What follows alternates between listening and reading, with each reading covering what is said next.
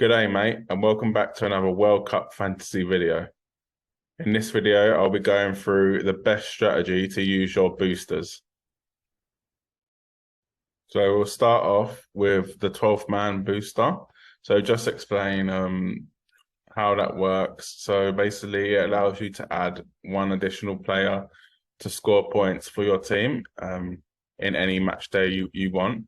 The 12th man cannot be substituted though, or captain or transferred. So you basically just pick that player to play for that match day, and it will be your 12th man or your 12th scorer. Yeah, and also team restrictions don't account with these. So say if you already have 3 Argentina players, then you'll still be able to bring in Messi, or if you have 3 France players, you'll still be able to bring in Mbappe. So I think the best strategy for this chip is to use it in the group stage. That's when the worst teams are in the tournament, so you're most likely to get the most amount of points. So I'd be targeting players that may have a good first game, second game, or third game, but don't have kind of all of them. So for instance, I'd be looking at someone like Mbappe, who's quite expensive. France play Australia in the first game, and then they play Denmark. So that Denmark game is going to be tough for them, especially as they don't do so well against them in the Nations League. So Mbappe could be a good option, as you can bring him in as a 12th man for the Australia game, but at the same time, you won't have him in your team for the Denmark game. Another option could be Harry Kane, so targeting that Iran at home game in match day 1.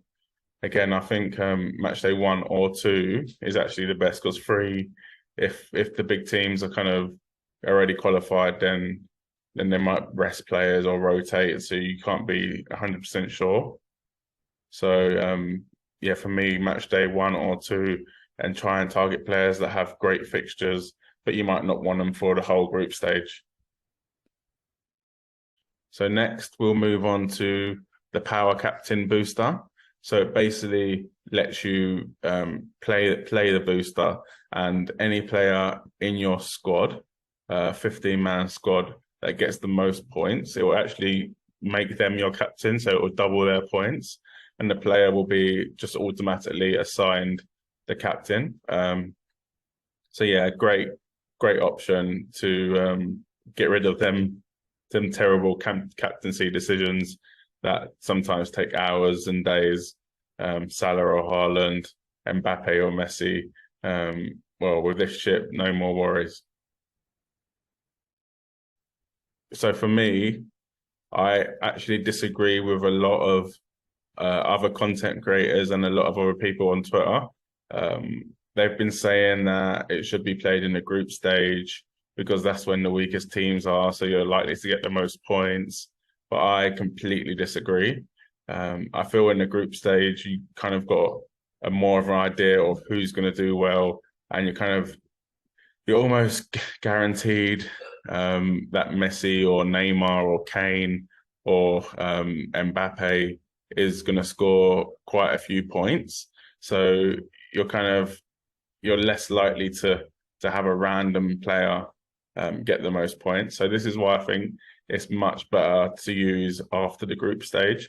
In terms of when, I don't think there's a set best time. So the round of 16 could be good, even right up to the final. So in the final, you don't know what can happen.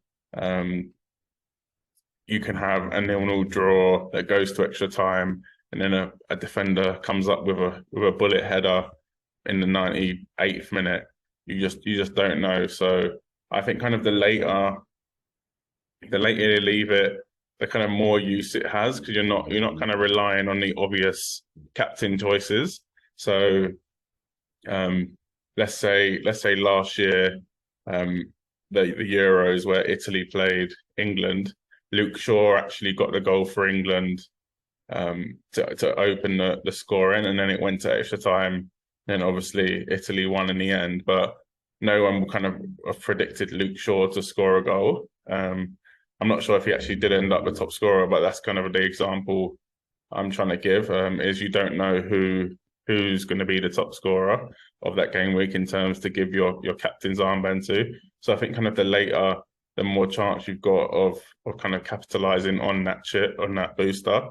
But I actually think the round of 16 is also a good option because it gives you kind of more games and maybe like people, the reason why people are using it for the group stages because there's worse teams in there. The round of 16 still has a few not great teams in and could be a few 3-4-0s, but it's kind of it's a smaller pool, so it's not as obvious or not as many kind of obvious captain picks.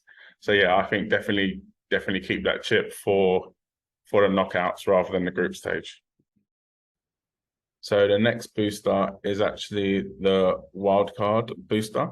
So I'm sure a lot of you know about wildcards if you play FPL, Champions League or Euros Fantasy. So it's exactly the same. You can make unlimited transfers in that specific kind of round window, so before a match day.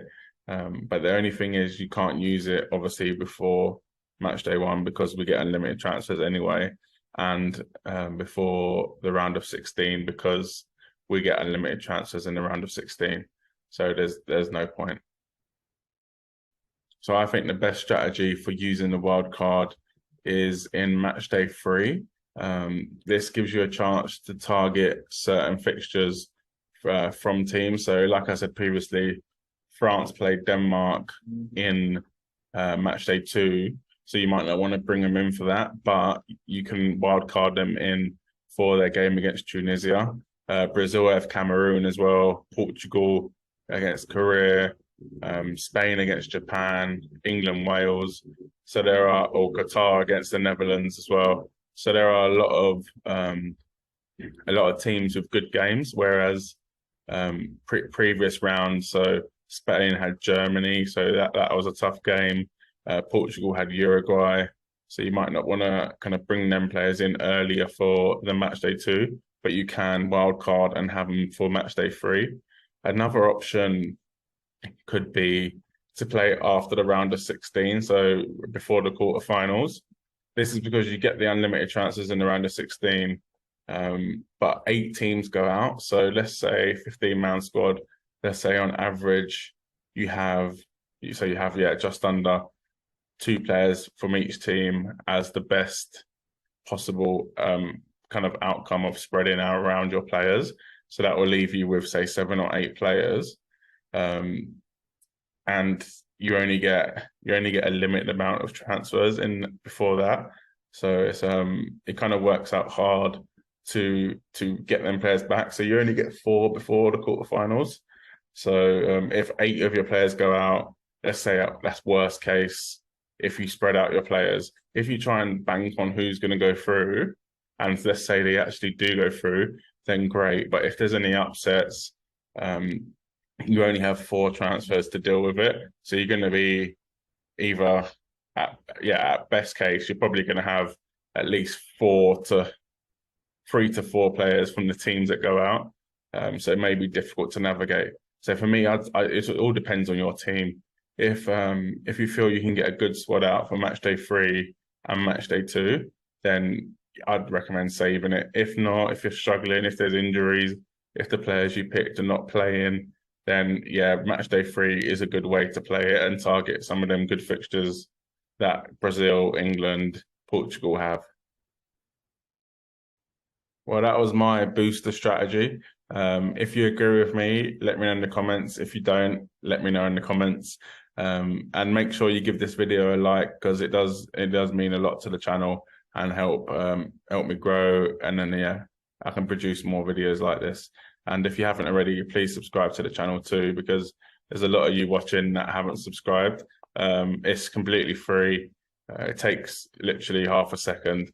So just click that subscribe button and it will mean a lot to me. And it means you get to see loads more content, loads more World Cup fantasy videos and FPL videos in the future. So have a good one.